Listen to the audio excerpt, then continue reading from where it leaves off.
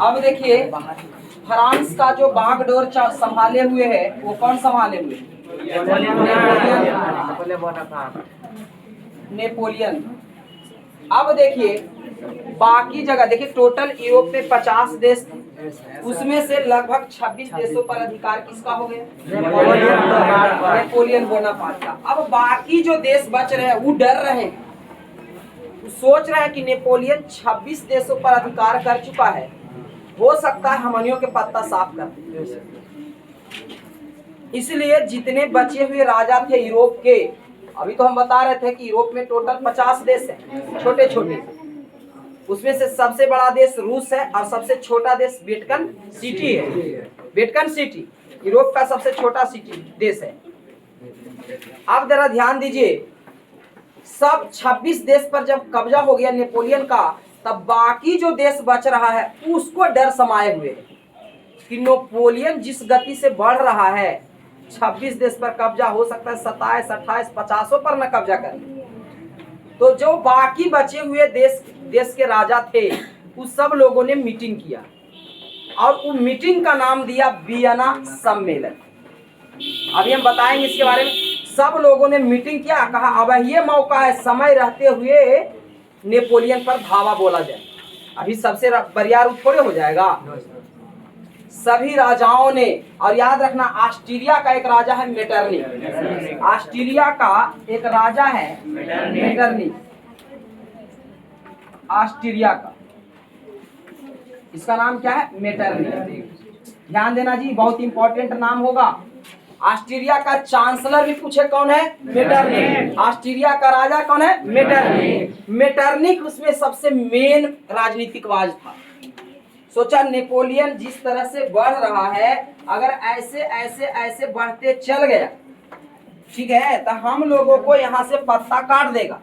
इसीलिए मेटरनिक ने जितने भी देश थे सभी देश के राजाओं के साथ मिला और नेपोलियन के विरुद्ध युद्ध छेड़ दिया। और उसी युद्ध का नाम है वाटरलू का युद्ध। क्या नाम है? वाटरलू का युद्ध। वाटरलू का युद्ध। और इस वाटरलू के युद्ध में नेपोलियन एक तरफ से अकेले था बेचारा, एक तरफ से अकेले नेपोलियन, देख रहे हैं, एक तरफ से अकेले नेपोलियन और एक तरफ से ढेर सारे राजाओं का झुंड, एक तरह से ढेर सारे राजाओं का, ऐसे ऐसे ढेर राजाओं का झुंड। समझ में आ गया क्या? तो बताइए, यहाँ पर एकता में बल है। सब लोग क्लिक करेंगे जल्दी से। और जरा ध्यान दें, एक तरफ से अकेले नेपोलियन और एक तरफ से ढेर सारे राजा। समझ में आ रहा है ना? इन्हीं वाला युद्ध जो कहलाया, कौन युद्ध कहलाया? वाटरलू का युद्ध कहलाया। और नेपोलियन इस युद्ध में हार गया। जाहिर सी बात है, एक तरफ ढेर सारे, एक तरफ अकेले, कैसे काम चलेगा? तो यह जो है नेपोलियन, जरा ध्यान दे, एकदम शांति दिमाग से, 75 फिर दिक्कत नहीं होगा। इस तरह से नेपोलियन इस युद्ध में पछाड़ खा गया, हार गया। और नेपोलियन को सेंट हेलेना बीच पर भेज दिया गया। सेंट हेलेना बीच क्या है? एक द्वीप है समुद्र के अंदर, समुद्र के बीच बीच में। देखते हैं गंगा जी में जाते हैं तो बीच में एकदम धरती है, बीच में दिख रहा है, वहां पर जाके रह सकता है, घर बना सकता है। तो समुद्र के अंदर एक सेंट हेलेना बीच था, उस पर नेपोलियन को जाके पहुंचा दिया। अब जरा आगे बढ़े। अब देखिए, इसको पहुंचा दिया क्योंकि नेपोलियन हार गया। अब ये जो राजा है, इसमें से मेन कौन मालिक है? मेटरनिक। कहाँ के राजा है? ऑस्ट्रिया के। ये मेटरनिक ऑस्ट्रिया के राजा है। ये कह रहा है कि आओ एक समझौता करते हैं। नेपोलियन तो गया काम से, अभी हमने के पत्ते काट देता रहा, नहीं काट देता। 26 देश के पत्ता काट दिया जी, 26 देश के राजा पर अधिकार कर लिया जी। करने में लगले कौन सी था? ये तो समय रहते हुए ये लोग युद्ध छेड़ दिया और इसको हरा दिया। अब सुनिए क्या हुआ। मेटरनिक ने एक समझौता रखा। फ्रांस, एक ऑस्ट्रिया, चूंकि मेटरनिक कहाँ का था? ऑस्ट्रिया का। तो ऑस्ट्रिया का राजधानी किसी को पता है? वियना। कहाँ? ऑस्ट्रिया की राजधानी वियना। याद रखेंगे, ऑस्ट्रिया की राजधानी कहाँ है? वियना।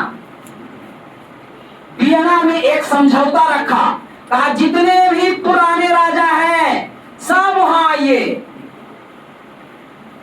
सब आइए, एकदम मीटिंग होगा शानदार। उसका मेन मालिक कौन था? कहा आइए, काहे टेंशन ले रहे हैं, नेपोलियन मर गया, पहले के राज बना देंगे, फिर निरंकुश राजतंत्र फिर से होगा, फिर से समाज दो भागों में होगा, एक विशेषाधिकार और एक सर्वसाधारण वर्ग। बताइए क्या फिर से सही होने जा रहा है? लेकिन जब तक मेटरनिक रहेगा, याद रखना, जब तक मेटरनिक रहेगा ये किसी को चैन लेवे नहीं देगा। इसका कहना है मेटरनिक हम राजा, फिर हमारे बेटवा राजा, फिर हमारे पोतवा राजा, जे मन नहीं तो करो। ऐसा शासन मेटरनिक लाना चाहता है। इसलिए याद रखना 1815 को 1815 को वियना समझौता हुआ। वियना समझौता। वियना कहाँ है? ऑस्ट्रिया की राजधानी वियना। वियना सम्मेलन हुआ। सम्मेलन बोलो, समझौता बोलो। वियना सम्मेलन हुआ, इसमें लगभग सभी देशों का राजा आया। और सुनिए, इंटरेस्टेड कहानी है। मेटरनिक पहले बुलाया, फ्रांस के राजा लुईस 16वां तो मर गया था, गिलोटिन चढ़ा दिया था, तो बेटवा का नाम लुईस 17वां को बुलाया। कहा सुनो सुनो सुनो, जैसे मान लो कि वियना समझौता है, तुम लोग सब राजा है, हम मेटरनिक है, सुनो जरा। तो कह रहे फ्रांस के लुईस 17वां आया है जी। कहाँ आए हैं? कहा आइए आइए, यहाँ आइए, जरा ध्यान दे, बीच में दिक्कत वाला बात रह डालेंगे। लुईस 17वां यहाँ आता है, कहता है तुम राजा बनोगे। देखो नेपोलियन के हम लोग गंगा जी भर आए, किसको पूछ रहा है? मेटरनिक लुईस 17वां को। कहा तो बाबू के गिलोटिन चढ़ा दिया, राजा बनोगे फिर से? कहा नहीं बाबू, हमारा हिम्मत ना पड़ा, हमारे बाप के गिलोटिन चढ़ा दिया। यहाँ के जनता, फ्रांस के जनता बड़ी तेज है, हमरो गिलोटिन चढ़ा देगा, चाहे जो जा, हम नहीं बनेंगे। नहीं। तब कहा तो बेटा उठा है? हाँ ये है, लुईस 18वां है। अरे समझ रहे ना, लुईस 16वां तो मर गया, उसका बेटा लुईस 17वां और उसका बेटा और उसको जरा भेजो। आया लुईस 18वां, अंदर से निडर था। मेटरनिक पूछा राजा बनेगा फ्रांस का, कुर्सी फिर से लेगा? देखो कुर्सी बट रहा है इस सम्मेलन में, कुर्सी बट रहा है। 18वां बोला कह रहे हैं तो ले लेते हैं, कह रहे हैं तो क्या करते हैं? ले लेते हैं कुर्सी। लेकिन बड़ा डर लगता, हमारे दादा के गिलोटिन चढ़ा दिया। कौन बोल रहा है? अरे 18वां का 16वां ज्यादा लगेगा जी। तो लुईस 18वां इस वियना सम्मेलन में, ध्यान दें, इस वियना सम्मेलन में कौन? लुईस 17वां नहीं बना, इसलिए लुईस 17वां नहीं पढ़ना है। लुईस 18वां कहा ठीक है, कहते हैं तो हम कुर्सी पर बैठ जाते हैं। कहा ठीक है। अब आया, अरे इटली के राजा आया है जी। तो इटली के राजा पता है कौन था? Charles Albert. आज रखना एक और राजा, देखो रे, इटली जहाँ जूता का आकार जिसका है, इटली का राजा है चार्ल्स अल्बर्ट। तो नाम है चार्ल्स अल्बर्ट। अल्बर्ट जरा ध्यान दे सब पर। तका जी ये किए हैं, आओ आओ तुम आओ, राजा बनेगा। तका जीवन तो है, कौन बोला? चार्ल्स अल्बर्ट, इटली का राजा। लेकिन जब वाटरलू का युद्ध हो रहा था, उसमें एक तरफ सब राजा था और एक तरफ अकेले नेपोलियन था। लेकिन एक तरफ जिधर सब राजा था, जब यह इटली के राजा लड़ाई में नहीं आया था, बड़ी तेज था। मेटरनिक अरे तुम लड़ाई दिन आया था? जी नहीं, तबीयत खराब है, तुमको राजा नहीं बनने, निकलो निकलो निकलो। कहा जी बना देखिए। रुको रुको रुको रुको, अच्छा बोलो रे, नक्शा किसका है? इटली का। तो चार्ल्स एडवर्ड को बोला मेटरनिक। ध्यान देना, यहीं से सारा क्वेश्चन फंसेगा बच्चा। किसको बोला? मेटरनिक। मेटरनिक कहाँ का है? ऑस्ट्रेलिया का राजा। इटली का राजा कौन है? मेटरनिक। चार्ल्स एडवर्ड को कहता है कि तुम लड़ाई के दिन आया था, पता है कितना खर्चा के लिए है, और तुम्हारा राजा बना दिया है। नहीं समझा? किसको बोला रे? देखो ध्यान दो, ऑस्ट्रेलिया के मेटरनिक तो मेन हेड है। हमें मान लो हम मेटरनिक है, अब तुम लोग सब राजा है सब देश के, अपना अपना कुर्सी लेने के, कुर्सी बट रहा है। चलो कब? नेपोलियन के मर जाने के 26 देश पर ने कब्जा किया था, तो 600 देश के राजा फिर से बनेगा ना जी। तो ऑस्ट्रेलिया धैर्य है किसको? इटली के राजा। हाँ, चार्ल्स एडवर्ड को कहता है तोरा लड़ाई के दिन घरेलू कल था, अभी कुर्सी लेवल पहुंचल है, तो एडवर्ड का जी बना दीजिए, क्या कीजिए। तो कहा हाँ बनेंगे, करेंगे। सुनो, यहाँ से इटली पूरा है रे। देखो अब इटली के जिसको लूट लेता है, काहेला? कहता है तो पता लड़ाई में कितना खर्चा हो रहा है, खर्चावा क्यों देते हैं? हाँ खर्चा देगा तुमको राजा बन में। ये कौन कह रहा है? कहा जितना देश था सबके राजा था, कुल हम अपन खर्चा दे के मारे नेपोलियन। खर्चा देंगे ना, ऐसे राजा बन जाओगे। तो कहा जी दिए हुए। कहा आप लो इटली में तुम्हें इतनी के राजा रहेगा, ये एक और देश है, मतलब इसी का एक थोड़ा सा एक और है, स्टेट है, तो तुम इतनी के राजा बनेगा। तो यहाँ का राजा कौन बना? Charles Edward. एडवर्ड मेटरनिक का हमारा सबसे ज्यादा खर्चा होने वाला में तब तो अच्छा, हालांकि देश किसका? इटली।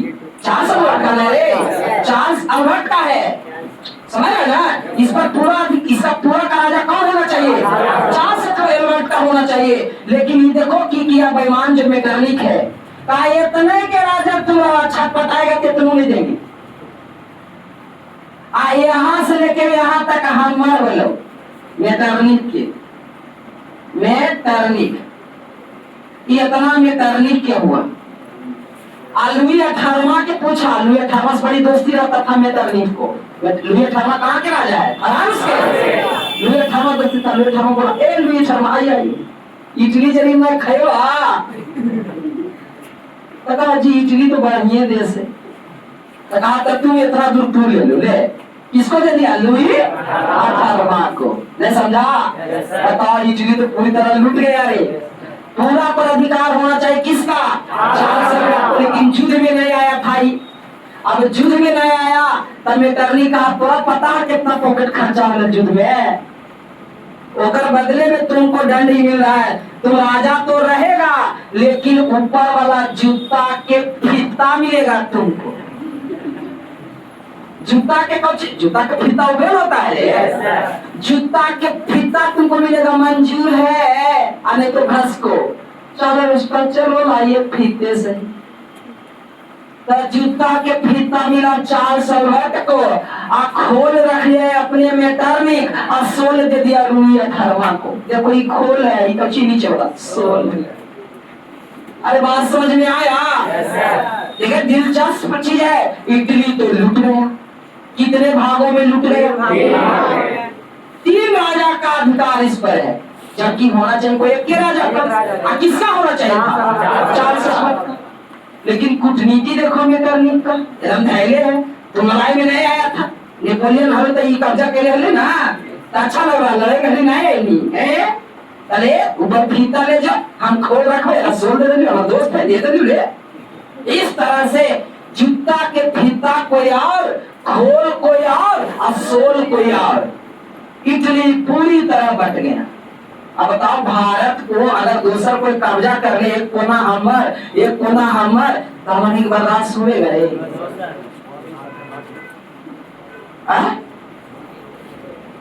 दिक्कत होगा कि नहीं? इसलिए चार्ल्स एडवर्ड बड़ा दिक्कत में था, सोच रहा था कि मेरा पूरा देश इस पर इस सबका राज है। अब जरा आइए लुई 18वां पर चलते ही तो हो गया। अभी आपस में इसका एकीकरण भी होगा। एकीकरण मन सबका राज हट जाएगा, इस पर केवल चार्ल्स एडवर्ड का है। एकीकरण मन एक आदमी का हो जाए। अभी तो बता रहा हूँ, ये तो परीक्षा में आता है कि इटली का एकीकरण से क्या समझते हैं। तो एकीकरण माने क्या हुआ? पहले सबका अलग अलग लोग अधिकार किया था, एक आदमी का हो जाएगा तो एकीकरण हो जाए। अभी अभी की करण है, अभी तो फ्रूटीकरण है। फुट बोले, कोई वो ले ले, कोई वो ले ले, है ना। अब देखिए आइए लुई 18वां फ्रांस के राजा बन गए। अब फिर फ्रांस का कहानी शुरू हो रहा है, ध्यान देना।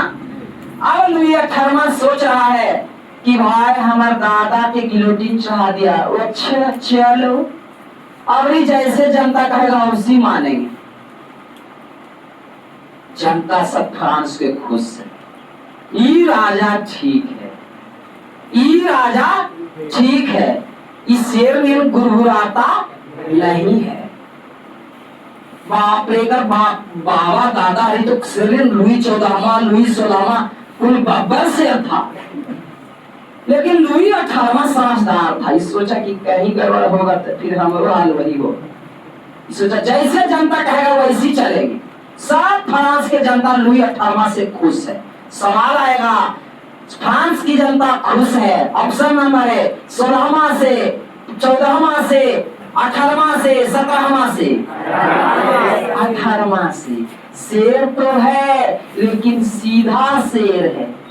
तुम्हारे गांव में ध्यान दो, तुम्हारे गांव में एकदम एगो सीधा कुत्ता है, जैसे देखा कुछ मिला जाए, तो वो कुत्ता को कोई मारेगा नहीं मारेगा। ये वो कुत्ता तुझे से गाँव में रह देगा, पूरे लाठी बल्ला ने उसको ठीक नहीं कर देगा।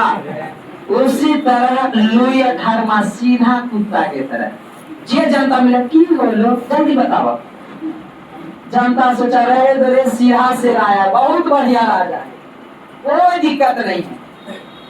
लेकिन क्या हुआ, राजा तो बना 1815 में, और 6 साल होते होते 1821 ईस्वी में लुई 18वां मर जाता है। 1800 मर गया, मार नहीं दिया कोई, लुई 18वां मर जाता है। अब लुई 18वां जब मर जाता है, अब लुई में 18वां का 19वां कोई है ये नहीं, चल भी नहीं दिया। भारी दिक्कत राजा के बने, समझ रहे हैं।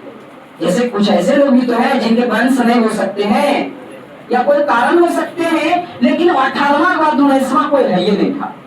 और राजा कौन बनेगा, भारी यहाँ एक समस्या आ गया।